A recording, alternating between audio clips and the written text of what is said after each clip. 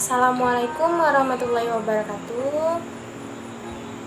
Terima kasih kepada Bapak dan Ibu yang telah hadir dalam acara ini. Sebelumnya perkenalkan, nama saya Tri Rahayuningsi dari Stikes Baitur Rahim Jambi. Di sini saya akan memberikan penyuluhan tentang stroke. Nah, sebelumnya ibu-ibu dan bapak-bapak pernah mendengar tentang stroke atau pernah mengalami sendiri? Oke. Nah, jadi stroke itu adalah kondisi yang terjadi ketika pasokan darah ke otak terganggu atau berkurangnya akibat penyumbatan atau pecahnya pembuluh darah.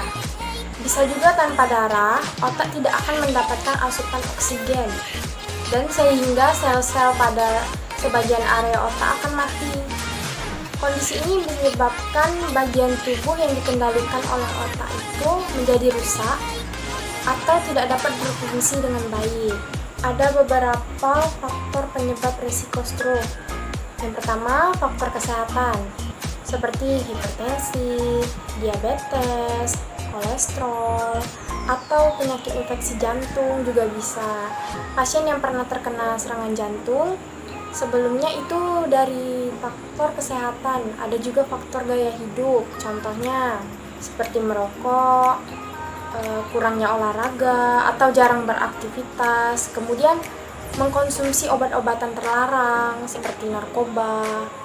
Nah, itu tidak boleh ya bapak-bapak atau ibu-ibu. Kecanduan alkohol juga nggak boleh ya. Nah, ada beberapa faktor lainnya seperti faktor keturunan. Orang yang punya riwayat stroke sebelumnya itu beresiko lebih tinggi untuk keturunannya mendapatkan penyakit yang sama. Terus juga dengan bertambahnya usia seseorang semakin memiliki risiko lebih tinggi bisa terjadinya stroke dibandingkan dengan orang yang lebih muda. Nah, di sini kita masuk ke penyebab stroke. Itu tadi ada dua. Yang pertama itu namanya stroke iskemik. Yang kedua itu namanya stroke hemoragik. Nah, stroke iskemik itu terjadi saat pembuluh darah arteri yang membawa darah dan oksigen ke otak mengalami penyempitan. Jadi aliran darah ke otak tuh berkurang. Yang kedua itu stroke hemoragik. Kalau stroke hemoragik itu terjadi ketika pembuluh darah di otak kita pecah dan menyebabkan peredaran darah di otak tadi dipicu oleh hipertensi yang tidak terkendali dan juga melemahnya dinding pembuluh darah, gejala penyakit stroke.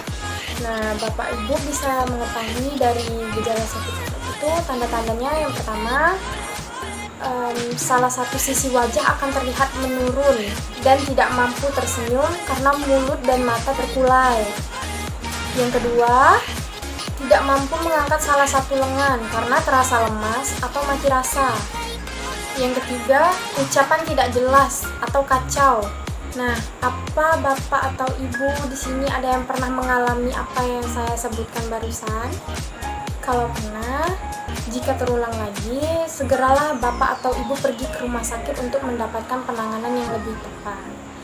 Biasanya itu ditangani oleh fisioterapi. Sampai di sini, apakah ada pertanyaan atau ada yang kurang dimengerti oleh Bapak atau Ibu? Bagus sekali Pak pertanyaannya. Ada yang ingin bertanya lagi? Jika tidak ada, kita langsung saja menjawab pertanyaan Bapak tadi ya. Cara mencegah stroke yang pertama, menjaga pola makan.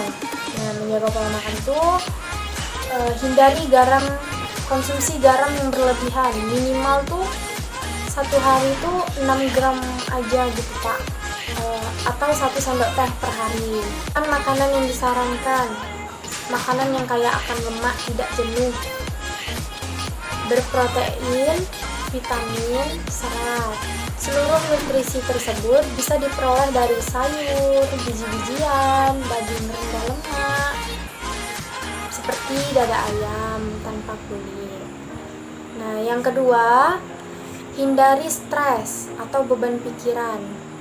Yang ketiga, olahraga secara teratur. Nah, olahraga secara teratur bisa membuat jantung dan sistem peredaran darah bekerja lebih efisien. Olahraga juga dapat menurunkan kadar kolesterol dan menjaga berat badan. Yang keempat, berhenti merokok.